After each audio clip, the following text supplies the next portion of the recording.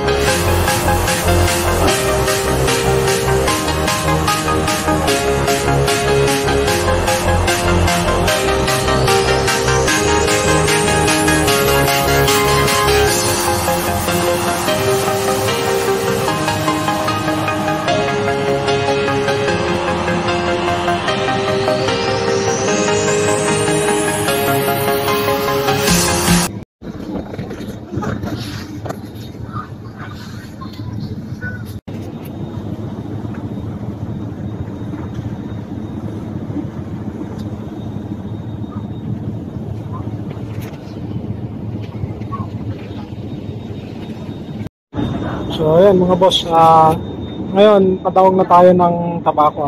So ayan si Jack. So nasa bungad tayo. So, nasa bungad yung motor natin. Sa mga ilang minuto na lang dadawag na tayo sa pier ng Tabaco.